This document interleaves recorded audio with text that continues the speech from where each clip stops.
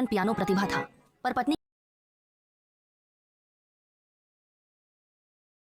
एक असाधारण पियानो प्रतिभा था, पर पत्नी के लिए 3 साल तक पियानो नहीं छुआ।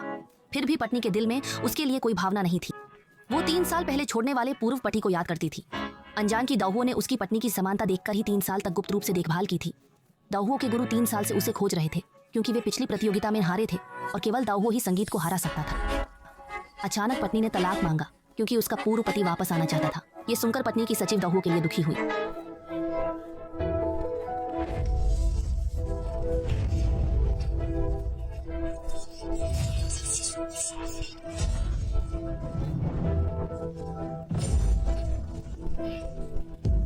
प्रेम में अंधी पत्नी पूर्व पति से दोबारा शादी करना चाहती थी, पर दाहुओं ने बिना हिचक सहमति दे दी। दाहुओं के जाते समय एक तस्वीर गिरी, जो उसकी खोई प्रेमिका की थी। वर्षों पहले वो लड़की अचानक गायब हो गई थी, इसलिए दाहुओं हमेशा ये तस्वीर अपने साथ रखता था। पत्नी ने सोचा दाहुओं किसी और से प्यार करता है, इसलिए उसे घर से निकाल दिया। घर के पास आकर दाहुओं ने अपना सपना याद किया और गुरु से संपर्क करने का फैसला किया।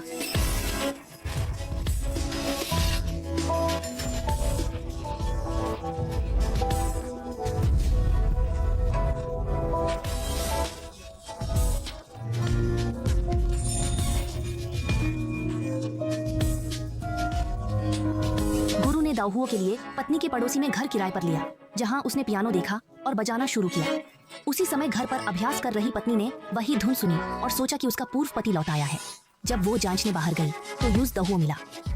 पत्नी ने सोचा कि दाहुओं सहानुभूति पाने के लिए जानबूझकर दरवाजे पर रुका है। ये सब पत्नी का भ्रम था। दाहुओं ने कुछ नहीं कहा और चला गया। अगले दिन दाहुओं गुरु को लेने हवाई अड्डे गया, पर गुरु की फ्लाइट लेट थी।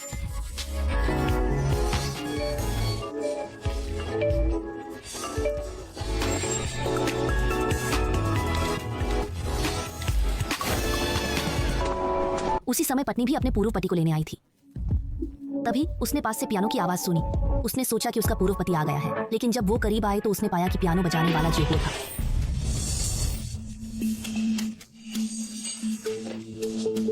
जोयन, आपका क्या मतलब है? आपने मेरा पीछा किया और मेरी बीमारी बताई। क्या आप मेरा ध्यान खींचना चाहते थे? लेकिन आहचेंग मेरे लिए बहुत अच्छा था।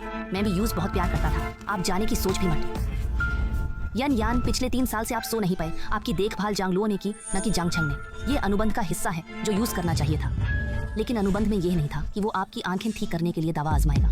ये उसकी अपनी इच्छा थी। मैंने यूज मजबूर नहीं किया। चाहे आप मेरे लिए कितने भी अच्छे हों, ये नहीं छिपा सकते कि आप विकृत हैं। मैं आपको कभी माफ नहीं करूंगा। जोयन, आपने गलत समझा। मैं आपका पीछा नहीं कर रहा था। मैं किसी का इंतजार कर रहा था। यन, जांगलुओ किसी का इंतजार कर रहा था। आप उस पर आरोप मत लगाइए। कियान, आप इस विकृत व्यक्ति की बात क्यों सुन रही हैं? मैं अक्सर पुरुषों का पक्ष नहीं लेता, पर इस बार आपसे कहूंगा, सोच समझकर फैसला लें। मुझसे प्यार सिर्फ तस्वीरों पर प्रतिक्रिया करता है। तुम मुझसे इतना प्यार कैसे कर सकते हो? वो तस्वीर एक गलतफहमी थी। गलतफहमी में गलत समझने की क्या बात है? क्या ये संभव है कि तस्वीर में मैं नहीं हूँ? क्या आप कह रहे हैं कि वो लड़की मैं नहीं हूँ ताकि अपना प्यार छिपा सके? नहीं करो जांगलुओ, कोई स्पष्टीकरण की जरूरत नहीं है। तुमने अनुबंध तोड़ा और मुझसे प्यार किया, पर छुपाने की कोशिश की। ये मुझे परेशान करता है। क्या आपको लगता है कि मैं इतना मूर्ख हूँ कि आपकी भावनाएं नहीं समझ सकता? माफी मांगने से क्या फायदा? क्या आप पुलिस को बुलाना चाहते हैं? आचे यनिया, मुझे तुम्हारी बहुत याद आती है। आचेंग, मुझे भी तुम्हारी बहुत याद आती है। अब हम आखिरकार एक साथ हो सकते हैं। वो यहाँ क्यों है?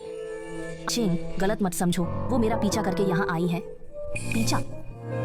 मैं आपका आभारी हूँ यनियन की देखभाल और हमें मिलाने के लिए, लेकिन अगर आप यनियन को परेशान करेंगे तो लोग नाराज होंगे।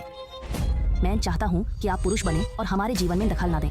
सही है, मैं आचेंग से प्यार करता हूँ। आपका कोई मौका नहीं है। आपने गलत समझा। मैंने रुयान को तलाक दे दिया है। अब मैं आपका परिवार नहीं हूँ।